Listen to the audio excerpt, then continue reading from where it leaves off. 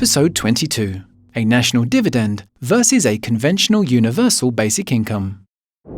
We are sometimes told that a universal basic income and social credit's national dividend are essentially the same thing. But what if this isn't true?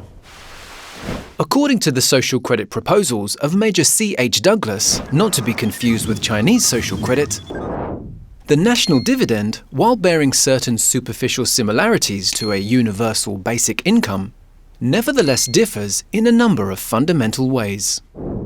Like the UBI, the dividend is universally inclusive. It covers each citizen by being distributed to each citizen. Like the UBI, the dividend has no work requirement or means test. It is issued unconditionally. Note well, however, that it is certain that any UBI proposal implemented as part of the Great Reset will not be unconditional, but will involve intolerable impositions that no one should accept. However, there are three key differences between a conventional UBI and the national dividend. Unlike the UBI, as it is commonly conceived, the dividend offers no guarantee that the citizens' incomes will not fall below a certain level. The national dividend is indexed to productivity and can rise or fall depending on the size of the price-income gap. Large gap, large dividend. Small gap, small dividend. No gap, no dividend. The dividend may or may not be sufficient to meet the basic needs of citizens. Although, in the case of a mature, highly industrialized economy, it is expected to do so.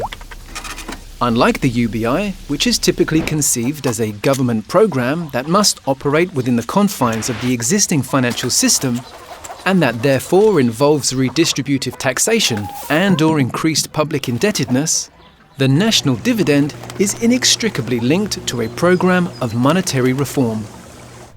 That reform aims at a systemic rehabilitation of the economic and social orders in the direction of improved functionality.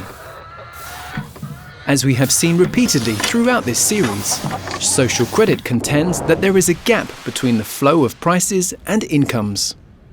The present financial system seeks to fill that gap by injecting additional debt money, whereas social credit proposes that the gap should be filled instead via the issuance of debt-free credit. Some of that debt-free credit would be injected in the form of a dividend. Just as a private company may distribute its profit to its shareholders in the form of dividends, so too can a nation monetize its macroeconomic profit and distribute the usufruct to its citizens.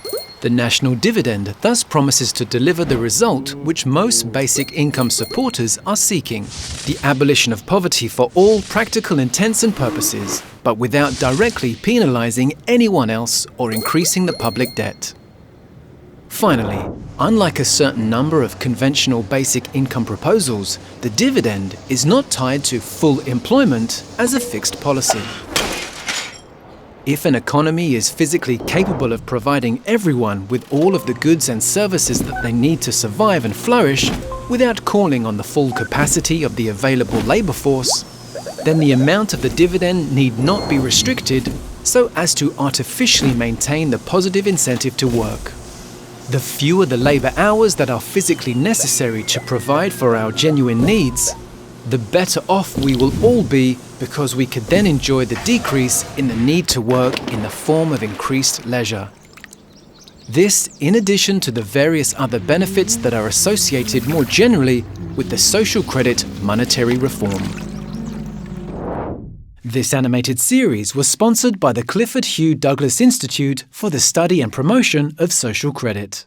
For more information on Douglas Social Credit, please visit socred.org or socialcredit.com.au. Be sure to like this video and please subscribe to our channel.